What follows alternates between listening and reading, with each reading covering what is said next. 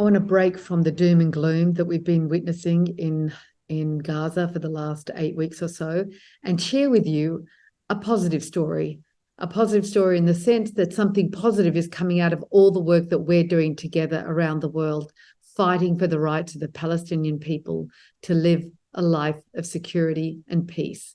So what happened? More journalists around the world are stepping up and demanding even balanced coverage of the war in Israel and Hamas. So what happened was that in Australia, where I'm from, I was born in Lebanon, where I'm based right now, but I've worked and lived in Australia most of my life, in particular in the mainstream media for the Rupert Murdoch organisations, the masthead newspapers, the Australian, the Sunday Telegraph, the Daily Mirror, all of those newspapers, just for full disclosure. So what happened was that hundreds and hundreds of journalists, I think it's even reached over 1,000 journalists now, have signed an open letter calling on their senior management to allow for proper coverage of the war between Israel and Hamas. We saw a couple of weeks ago a report from the BBC that their media staff are suffering incredibly because of the biased reporting that's coming out of the BBC. And they're crying basically in their workplaces because of how much it's having an impact on them emotionally, not being able to tell the truth. So in Australia, we've had hundreds of journalists across the country from various organisations stepping up and speaking up for the truth. Let me just share the screen with you right now. Here we go. I want to share this with you. It was published in the Sydney Morning Herald on the 24th of November, and it was reported that journalists are urging for improved coverage of Israel-Hamas war in an open letter. And it states that journalists from across the newsrooms of the ABC, The Guardian, Australia, the Sydney Morning Herald, The Age, Schwartz Media, and others have put their names in an open letter calling for greater scrutiny in the reporting of the conflict between Israel and Hamas. And there are very many prominent journalists who signed this letter. What I want to focus on is the letter and what the demands were, or the requests were, of the journalists. The letter, among other requests, asked for adequate coverage of credible allegations of war crimes, ethnic cleansing, and apartheid. Obviously, what's been going on is that journalists have not been able to use those specific terms because they've been asked to represent the Israeli side in a particularly soft and more positive manner. I'm going to flip over to the article that I've now pasted in a Word document so I could highlight certain aspects for you. Here's the article highlighted.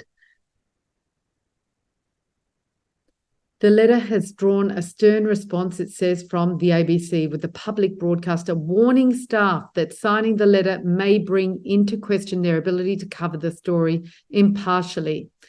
And the head of the ABC's Director of News, Justin Stevens, said that, as I've said several times recently, maintaining trust and credibility as an ABC staff member means you forego the opportunity to share your opinions about stories on which you report or may be involved in. Now, these journalists are not asking to share their opinion. What they're asking for is to report the facts, which they're being prevented from doing.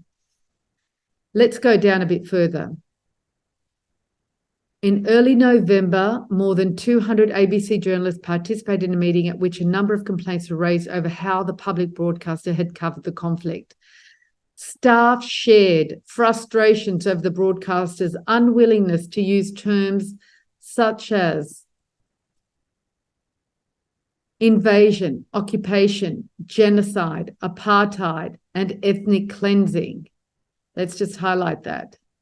Regarding Israeli government policy and allegations made by human rights groups. Then it went on to say the conflict did not start on October 7, and it is the media's responsibility to ensure audiences are fully informed. Also among requests were media transparency about journalists who have been on all expenses paid trips to Israel organised by pro-Israeli government groups, adhering to truth over both sidism, it stated, and centering reporting on human tragedies that occur during the conflict. I'm going to stop sharing for a minute and talk to a couple of points there. One of them in particular, as a journalist, in my early years as a cadet journalist and then working on the foreign desk of the Australian newspaper, as well as working on other newspapers, I was a witness to the fact that our editor-in-chief, our news editor, our foreign editor, and our foreign news reporters would every year be invited, one, several, or all, on a junket, as they called it, by the Jewish lobby, the Jewish Board of Deputies in Australia, on junkets, along with members of parliament, to go to Israel for about a week to 2 weeks on this junket.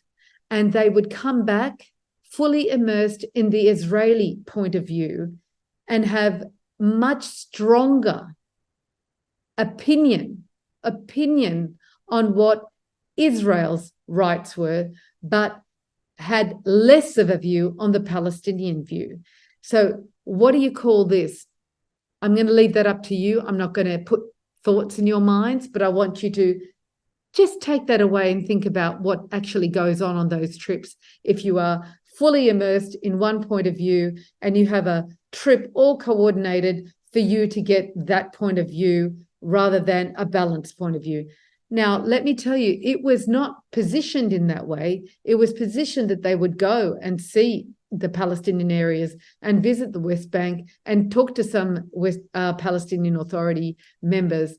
But the vast majority of the trip was spent with the Israeli officials, Israeli media, Israeli politicians, Israeli Zionist activists, getting that point of view drummed into them. They say it is essential for audience transparency that reports include disclosure of a journalist's participation in all expenses paid trips to Israel.